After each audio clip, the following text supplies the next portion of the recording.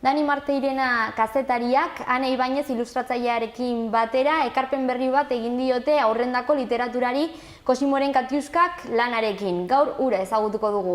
Arratsaldeon. Arratsaldeon, zer moduz? Ongi, zu zer moduz? Ongi, hemetxe guztera zu egin.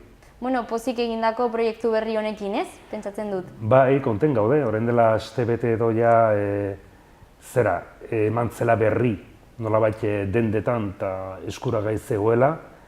Eta egilarran, guk orain dela 3 aste edo ja esku artean izan genuen liburua.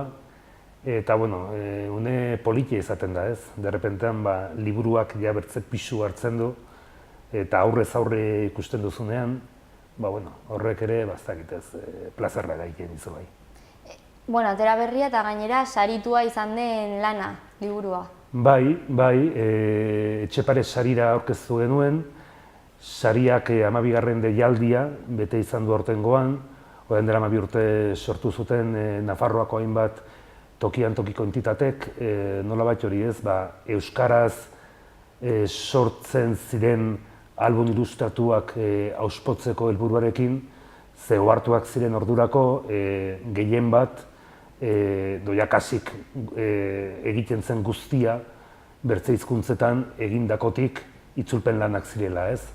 Orduan nolabait utxun hori betetzera, etorri zen saria, gerora Pamielak konpromiso hartu zuela, berak argitaratuko zituela, argitaletxeak argitaratuko zituela, eta orduan horixe ez, aurtengoan, lan aurkeztu genuen eta saridun suertatu, eta baita ere pozik. Eta Cosimoren Katiuskak da izenburua. Bai, hasiera batean, nik uste ez zuela izenburu hau, hiriko parkerik txikiena, horrelakoa zen bere izenburua, baina gerora ohartu ginen, sormen prozesuan, garrantzia hartzen zutela Katiuskek. Bai ilustrazioetan eta orduan, testuan, ez du aparteko aipamenik, baina iruditzen zitzaigun titulu politia zela. Azken buruan hori ez, Katiuska horietan badago ez, nolabaiteko haurtzarorako oroitzapena, putzutan jolasteko, nik uste jakasik guztiok jantzi izan ditugula nozpait, hanketan Katiuska horiak, eta orduan iruditzen zitzaigun izenburu erakargarria izan zitekeela. Hori aipatu den bezala, umeentzako istorioa da, zehazki zer kontatzen da?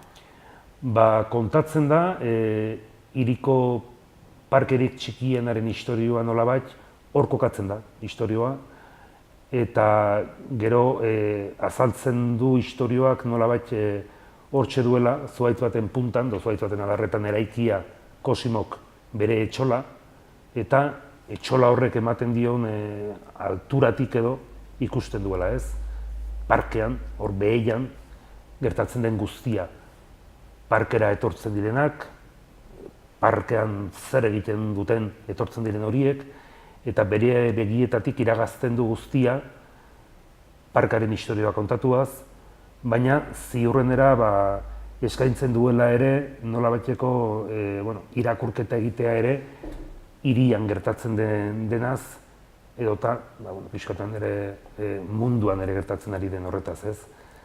Zeren parkea bai arriskuan dagoela, hor asmoa dute, parkea bere horretan desegin eta bertze zerbait eraikitzeko bertan, gailenduko dela zementua badirudi, zuhaitzen aldean, eta horrek nolabaiteko kezka eta gogoa ematen dio Cosimori zerbait egiteko ez.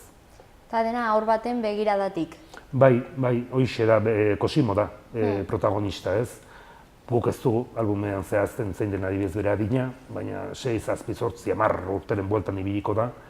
Eta pixka batean, edade horretan dagoen norbaitek nola begiratu ahal dio munduari, pixka batean hortxe ez kokatzen dugu bai hizkuntza, bai euskara, eta baita ere, anak egin dituen ilustrazioak. Eta nolakoa da aurrentzat idaztea eta marraztea? Nik erraden nuke zaila. Niri behintzat, hau da, zaila gertatzen zait. Nik kazetaria naiz ogi bidez, orduan, hizkuntza dut lanabez, baina bertzen modura erabiltzen dut hizkuntza ez. Aurrentzako idazten duzunean, pixka batean pentsatu behar duzu behintzat batetik haien buruan nolabait sartu, zer izan daitekeen haiek ikusteko zein den, haiek ikusteko modu hori, eta gero baita ere euskara bera, hizkuntza bera, haien mailara orraztu behar duzu. Orduan, hori niri behintzat zaila gertatzen zait. Gero, gure laneko egiteko prozesuan normalean beti testua dugu lehendabiziko, gero hasten dana ilustrazioak sortzen, eta berak ere, irudietan ere ikuskera hori nolabait islatu behar du ez. Nahiz eta egia den, liburu honetan, hain adierazkorra denez testua, Anak hasieratik argi eta garbi ikusi zuen nolabait abstrakziorako bidea erakutsi behar zuela, surrealismora, eta horrelako ilustrazio nire irudikoz ederrak egin ditu ez. Eta zentzu horretan, nik uste horrelako oreka ederra lortzen dela ez. Bere abstrakzio horretan, eta gero testuan dagoen adierazkortasun guzti hori ez. Marrazkiek testua osatzen dute eta aldrebes, bien artean ze nolako harremana sortzen da? Bai, hau da, album ilustratu batean ezin da errepikatu testuak zer dioen eta gero irudietan zer ikusten den. Hau da, hizkuntza osagarriak izan beharra dira. Orduan, hortan ibili gara ez, pixkatan, ziurrenera zuk testu hartzen duzu, eta istorio bat ikusiko duzu, baina testurik gabe ere, bakarrik ilustrazioei erreparatuta, ziurrenera zerbait ulertzeko moduan izanen zara. Orduan ikuste hortxe dagoela ez, bilatu beharreko oreka, eta hortan ahalegindu gara ez, orain irakurleak erabaki beharko dut, berak izanen du azken epaia ez, ea horrelakorik lortu dugunara ez. Eta, zuei dagokionez, ondo konpontzen zareta, hau ez delako elkarrekin lan egiten duzun lehendabiziko aldia, ez? Bai, gainera, hau da, bikote gara ere, erran dizute, elkarrekin bizi garela, eta elkarrekin ditugula bi seme bat eta alaba bat. Orduan, berak arte ederrak ikasi ditu, normalean, orain artean behintzat, bertzarako artelanak sortuta zituen, azken boladan, eskulturaren inguru horretan, pintura ere lantzen du, eta orain dela ez dakit, 8 bat urte edo, derrepentan bere tailerrean nintzela, horrelako armario bat zabaldu nuen, eta antxe aurkitu dituen horrelako marrazki batzuk ez, eta izugarri egokiak ditu zitzaizkidanak niri ilustraziorako. Eta orduan komentatu nuen izuana, hauek aurkitu ditut, azken boladan bai nahiko kontu abstraktuak, eta kolorekin jolastuaz, eta horrelako gauzak egiten ditu ez. Bina orduan, horrelako figurazioa bazegoen, eta hortik tira, barranean, haizuan, guazen zerbait egitera. Eta horrela hasi ginen, ez, elkarlanean. Hori, lehendabiziko obrari dagokionez, diozu, ez azkenengo kasu honetan? Ez pixkatan hoxe, ez, nola hasi ginen. Lehen komentatu dizut, ez, 12. edizioa zeramala Etxepare Sariak. Guk aurretik, hau da honen aurretik, 4 aldiz saiatu gara, saria irabazten, 4 liburu ditugu, elkarrekin eginak, ez ziren horiek saridun suertatu, eta horietako 2 bai guk aurretik argitaratu izan ditugula, autoekoizpenaren bidetik. Bazakit orain dela 3 bat urte lehendabizikoa izan zen, markatu, Hankaz gora doamak mundua, orduan ere nahiko teknika bitxia erakutsi zuen Anak, lientzo oialak hartzen zituen, eta gainean josten zituen puskak. Orduan, berez ilustrazio nagusia denaren atzekaldean, ariaren arrastoa ikusten da, eta horrek bertze ilustrazio bat sortzen du. Orduan, handik, Hankaz gora doamak mundua argitaratu genuen, guk geuk, pixkatean hipotekaren zamaz, emakume bat da protagonista, eta bere alaba, emakumea langabezian dago, ezin du, hipotekarik ordaindu, hankaz gora ikusten du mundua, baina hankaz gora dagoen mundu bat erakargarri egiten zaio alabari, divertigarri. Orduan pixkatean hortxe ez. Gustora, berroen ez dute guk argitaratu genuen, eta argitaratu alituak, Bortzundaleko edizioa izan zen, eta jakasi badenak saldu genituen, eta gero gainera uste ez genuen bidea ere egin zuen. Ze derrepentean batek ikusi, eta gerora egunkarietan argitaratu ziren kritikak, neko kritika politak, eta guk ezken den uste, horrelako hori gertatuko zenik. Eta gero honen aurretik, Jonek Jone izan nahi du liburutxoare argitaratu genuen, eta berriz ere Anak aldi hartan horrelako kutxa batzuk aurkitu zituen, Jauntxaratzeko apeztegi berriko bentan, eta pentsatu zuen hortxe esatu behar zituela ilustrazioak. Eta orduan nolabaiteko 15 eskaparate txiki sortzen ditu kutxa horietan, Jonek Jone izan nahi du libururako. Bere protagonistak dituen ametsak eta nahiak eta guztiak irudikatzeko. Eta horrek ere bere bidea egin zuen, eta pozik, eta hoxe balitzak hirugarren nahia. Eta zuen ustez, zer dauka zein da bere berezitasuna saria irabazi egin du, lortu egin du, nola deskribatuko zenukete?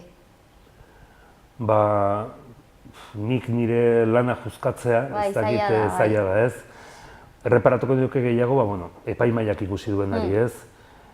Epaimaiak zioen, irudietan arriskua zegoela, teknikaren jabetze potente bat, eta nolabait gainera edertasunaren aldarrikapena zegoela ilustrazioetan ez.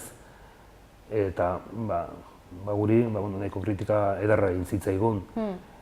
Testuari gero nolabait umorea erabiltzen genuela, poesiatik ere bazuela, eta horretan ahal egin du gara, horretan ahal egin du naiz ez, zuk komentatu duzu lehen ez, ea zaila den, ez aurrentzako idaztea, eta bada, baina poesia ere egin dezakezu, naiz eta hori ez, hizkuntza xumea erabili, umorea egin dezakezu, absurdora jo dezakezu.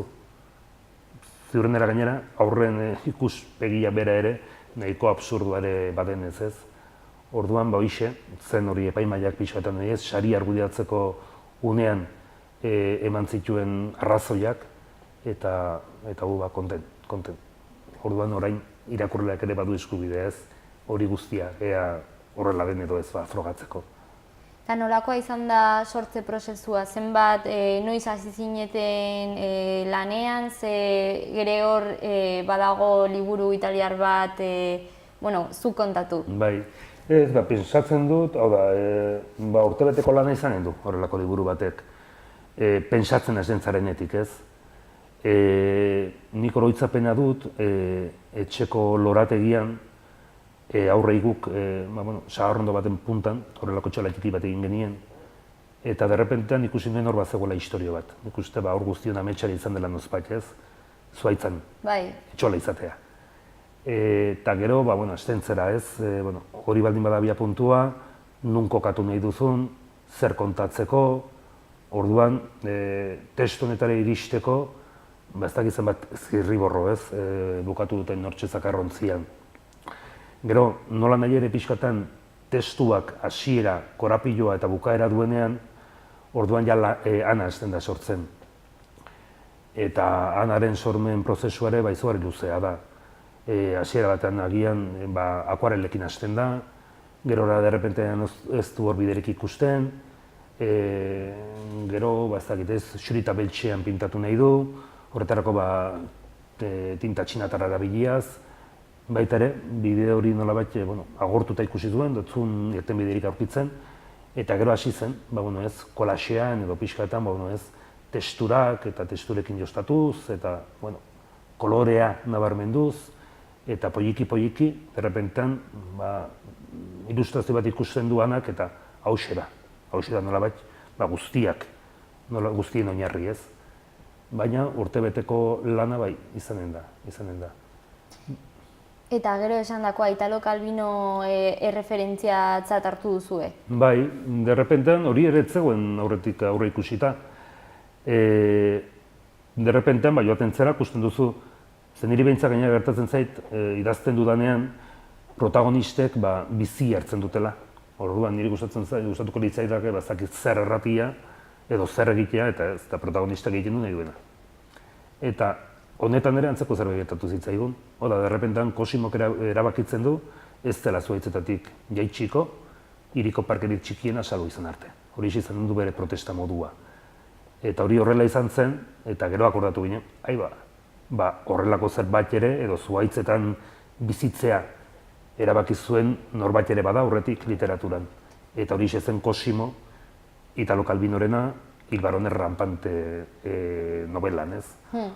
Orduan, nik aspaldian irakurritan duen liburua, izugarri maite dut liburua, Anak ere ezagutzen zuen liburua, izugarri maite du liburua, eta nolabait argi eta garbi ikusi genuen, ez? Erreferentzia egin behar zaio, Il barone rampante-eri, eta erreferentzia egiteko modurik egokina da agian, bere protagonistaren izena, gure protagonistaren ere hartzea, ez? Eta hortaz, Cosimo. Beti azkenean zerbait sortzerako orduan bizka bat ezinezkoa da literaturan beti esaten da dena egina dago, ez? Eta edo beti erreferenteak ditugu, ezakite gustoko ditugun autoreak edo istorioak, zuk nola ikusten duzu edo zerbait berria sortu daiteke erabat? Ziurrenera haunitz dago asmatuta, haunitz dago idatzita. Baina ziurrenera idazten dugunean zerbait iruituko zaigu oraindik ere hori falta dela.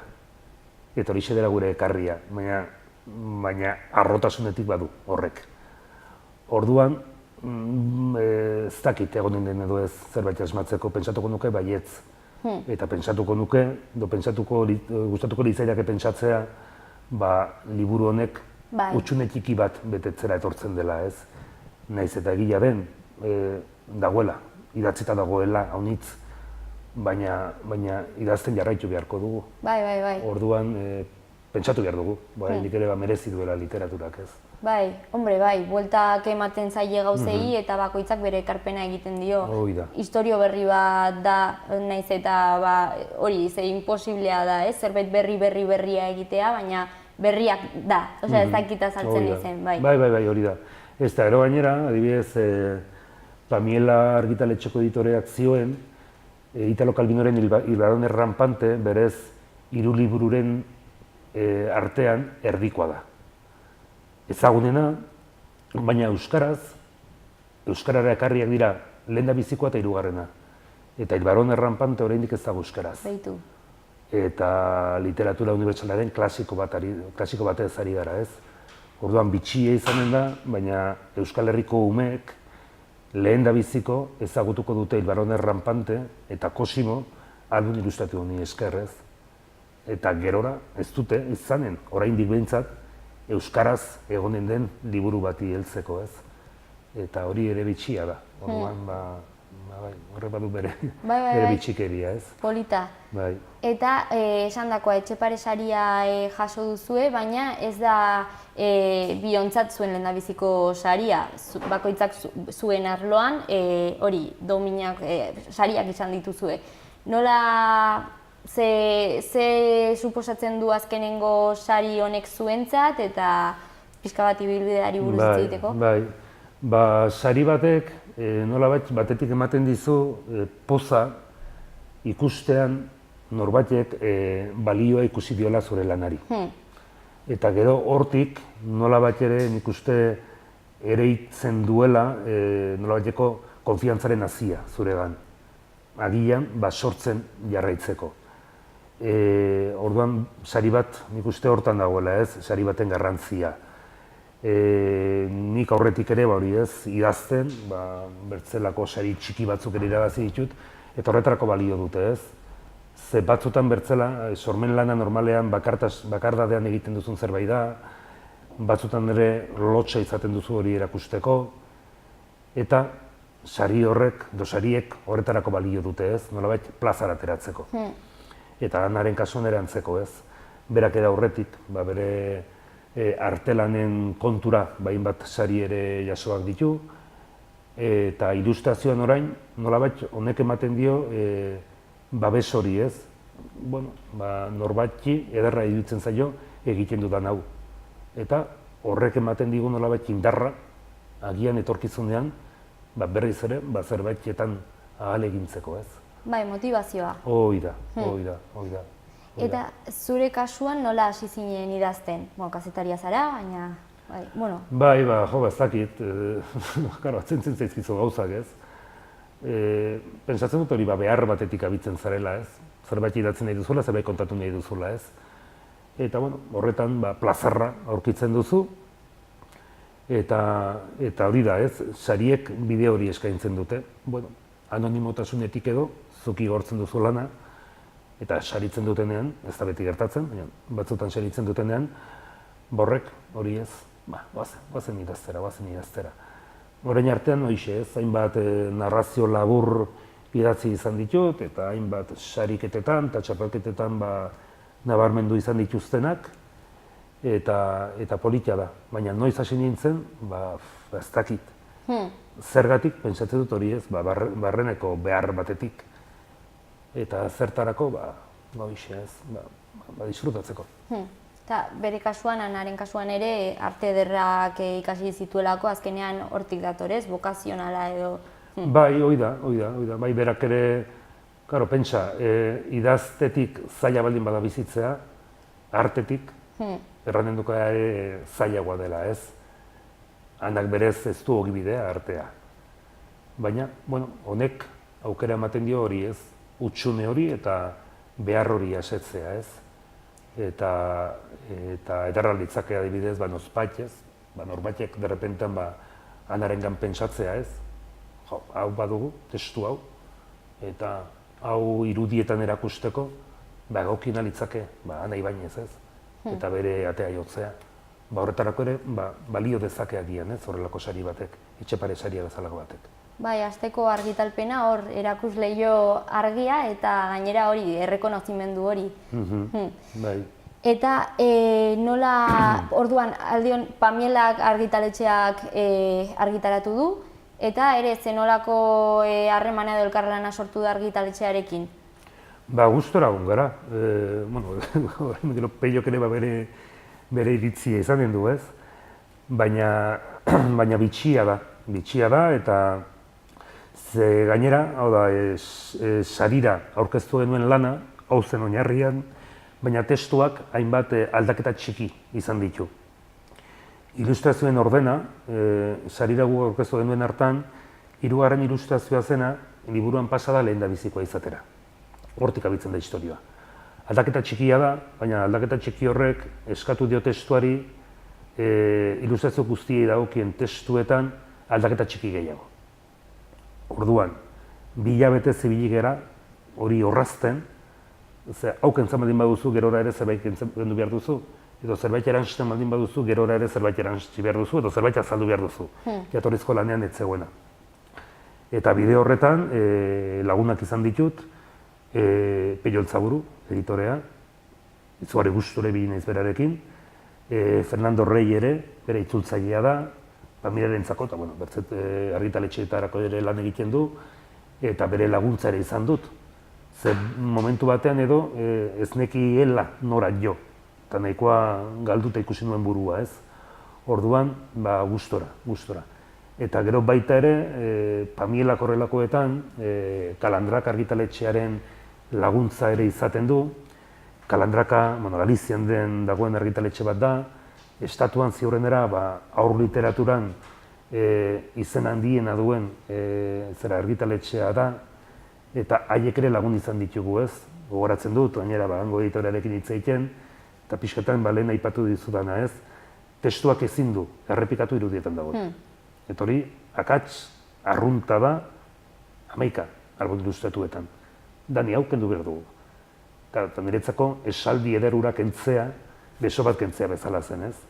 Baina azkenean kendu dugu, haiek badakite, nik baino gehiago, ez? Eta orduan, ederra izan da, ez? Elkarlan hori, bidai hori, eta politia, ez? Eta gerora bartzen duzu liburua eta arrazoia zuten, ez? Nahiztazuk agian, hasiera batean ez ikusi, ez?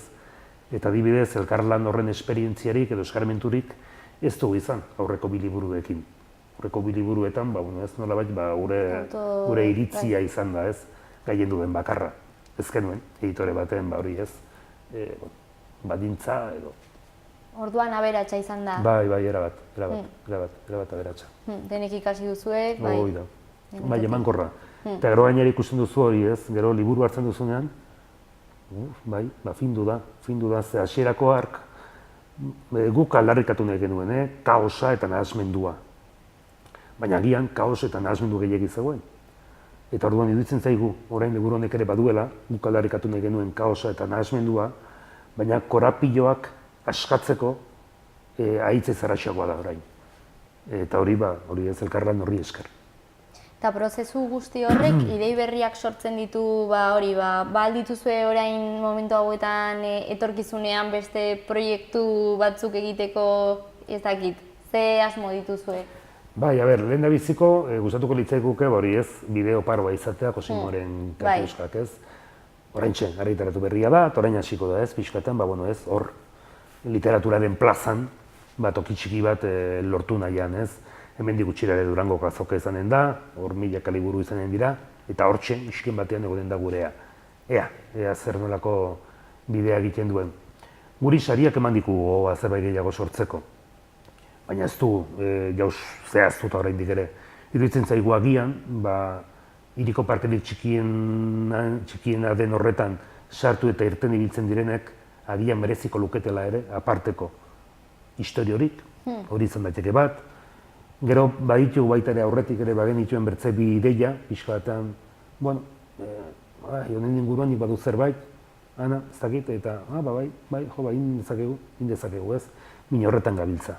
Horretan gabiltza bakarrik hori, elkarrekin hitz egiten, bino ezer. Momentu zentratuta. Hoi da. Eta, atera berria da, baina erantzunik jaso alduzue, publikoaren partetik? Publikoa, gure hurbileko publikoaren gandik, ez. Bitxia egintzain niri, lagun editorola, erakutsi eta irakurtzeko eskaini, eta helduei tristea egintzaile liburua. Komentatu dizutez, parkea arriskuan dagoela, eta ematen du, helduok ikusten dugula, Kosimok borroka galduko duela, eta parkea desagertuko dela. Pentsatzen dut hori dela, edade batetik aintzina, borroka gehiegi dituzuela galduta ez, bizkarratzean. Eta orduan ikuste hortik, iruditzen zaigula gian, liburua tristea dela.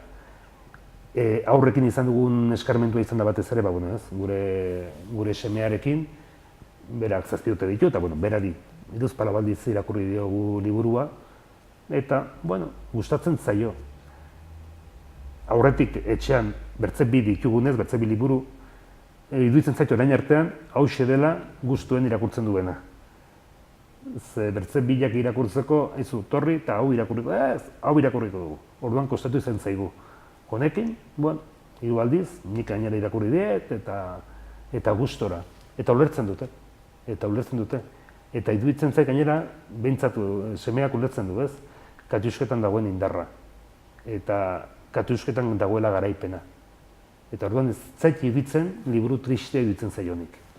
Baina hori bai bitxia egin zaidala, ez? Ez dut ezer esan, baina azkenean gai sakon bat dago parkearen gai hori zer gertatuko den horrekin eta oso ongi... Eta hori ere pentsatuta nukan galdetzea, lehen epatu duzunean ume txikiak zen dituzuela, ze nolako iritzia duten beraiek honi dagokionez eta horrek ere hor lehendabiziko kritikoak etxean dituzue. Eta kritiko zorrotzen da gainera. Bai. Zor ez dago filtrorik. Claro, noski. Eta gero, zuek ere beraiekin egoterakoan eta azkenean aur baten ikuspuntutik edo beraien azalean jartzea ere zuekin, zuen aurrekin egoteko eta eragina izan aldu horrek.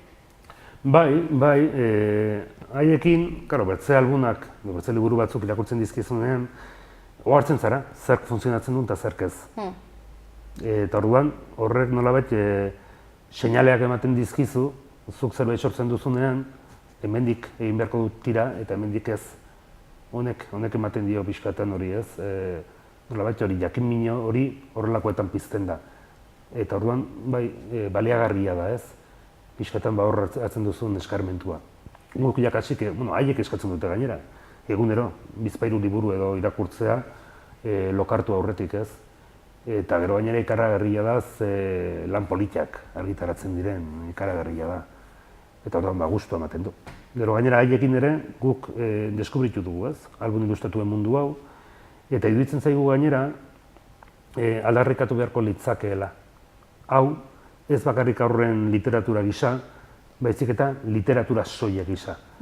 Heldu batek ere irakurriko du eta gustora irakurriko du gainera ez hau, hor dauden 11 lan. Gaina bere ala irakurtzen duzu. Orduan,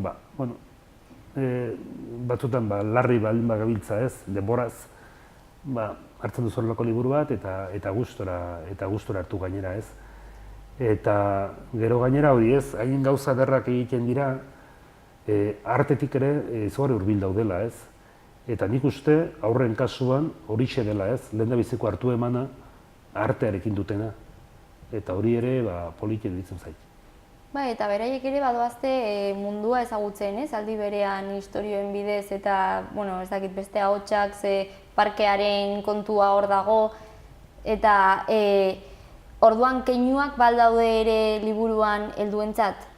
Nik uste irakurketa maila desberdinak dituela.